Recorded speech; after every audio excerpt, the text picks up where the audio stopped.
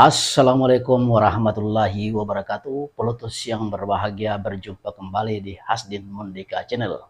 Kali ini kita akan memberitakan seseorang yang sudah cukup lama malang melintang dalam perpolitikan Indonesia, yaitu IGD Pasek Suardika, yang saat ini menjabat sebagai Ketua Umum Partai Kebangkitan Nusantara atau PKN, yang pada Desember 2022 yang lalu telah lolos dalam verifikasi administrasi maupun verifikasi faktual. Kita tahu bersama bahwa IGD Pasek Suardika adalah sahabat kental Anas Urbaningrum yang saat ini sedang mendekam dalam pengasingan Sukamiskin. Lalu beliau dan kawan-kawannya pernah mendirikan beberapa organisasi, termasuk Perhimpunan Pergerakan Indonesia PPI. Beliau sebagai sekjennya.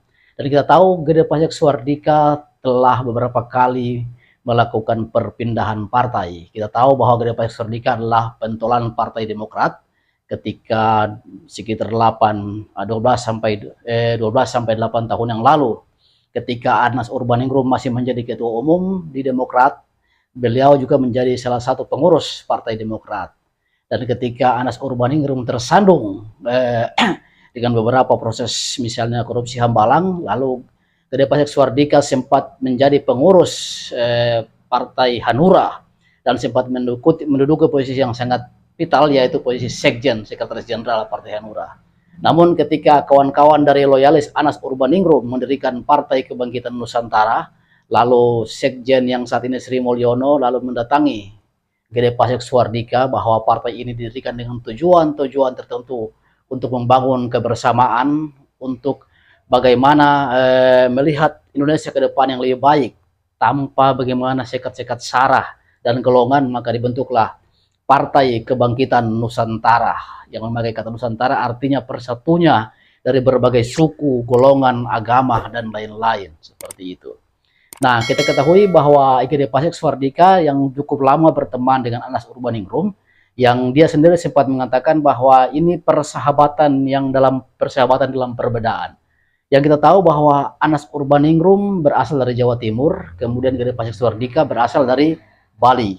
Kemudian Anas Urbaningrum beragama Islam, IGD Pasek Suardika beragama Hindu. Kemudian organisasi pun beda. Dalam berbagai perbedaan-perbedaan tersebut, mereka bisa menyatu dalam sebuah persahabatan yang sangat kental dan sampai hari ini tidak bisa terpisahkan. Dan kemungkinan ketika pada tanggal 23 April nanti, ketika Anas Urbaningrum keluar dari pengasingan Sukamiskin, akan bergabung dengan Partai Kebangkitan Nusantara yang memang sudah lama digadang-gadang menjadi salah satu partai besutan Anas Urbaningrum. Kita melihat IGD Pasek Suardika yang seorang organisatoris ulung yang sudah berpindah, dikatakan banyak memasuki berbagai partai, mulai dari partai misalnya Demokrat yang juga cukup membesarkan namanya menjadi anggota Dewan dari Demokrat, kemudian sempat berpindah ke Hanura dan sempat menjadi anggota Dewan Perwakilan Daerah. Nah, hari ini IGD Pasek Suardika didapuk sebagai Ketua Umum Partai Kebangkitan Nusantara. Nah, yang kita mau bahas dalam video kali ini yaitu bahwa IGD Pasek Suardika sebagai seorang organisatoris ulung, sebagai seorang politisi ulung yang sudah malang melintang dalam perpolitikan Indonesia. Nah, dari mana ceruk-ceruk suaranya yang bisa diambil sehingga bisa mendokrak Partai Kebangkitan Nusantara yang sehingga bisa lolos parliamentary threshold 4% di Senayan pada nanti Februari 2024 yang akan datang. Kita tahu bahwa IGD Pasek Suardika berasal dari Bali. Sementara kalau kita lihat peta Bali dengan kekuatan suaranya juga yang tidak terlalu signifikan dibanding dengan beberapa daerah seperti Jawa Tengah, Jawa Timur, dan Jawa Barat. Dan di Bali ternyata itu masih banyak loyalis merah. Di sana masih kuat Ibu Megawati Soekarno Putri, masih kuat PDIP.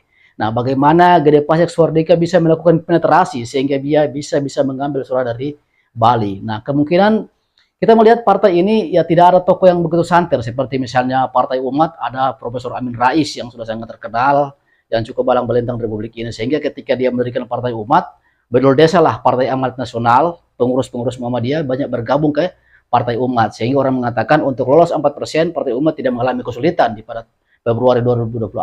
Nah, bagaimana dengan Partai Kebangkitan Nusantara? Apakah bisa menembus parliamentary threshold pada Februari 2024? Ini yang kita perlu kaji, biar terlihat. Jadi sebuah partai baru jika tidak jor-joran dari sisi pendanaan, tidak jor-joran dari sisi bagaimana serangan udara, serangan media seperti yang dilakukan oleh misalnya Perindo pada 5 tahun yang lalu. Perindo pun yang diketahui digawangi oleh seorang konglomerat Indonesia, itu Haritanu. Lalu serangan-serangan udara yang begitu masif dengan bagaimana pemberitaan-pemberitaan media, karena kita tahu Haritanu adalah tokoh media di Indonesia, namun Perindo pun hanya menduduki posisi 1,5 sampai 2%. Nah, kali ini Perindo berjuang lagi untuk bisa mencapai 4% pada tahun depan 2024. Nah, bagaimana dengan Partai Kebangkitan Nusantara? Di mana ceruk-ceruk suaranya yang bisa diambil? Nah, kalau di Bali kita tahu tadi bahwa masih kuat kekuatan merah di sana. Nah, apakah Jawa Timur? Apakah ada pengurus-pengurus yang lain yang bisa begitu kuat sehingga bisa menarik kekuatan suara? Nah, ini yang perlu dikaji oleh pengurus Partai Kebangkitan Nusantara.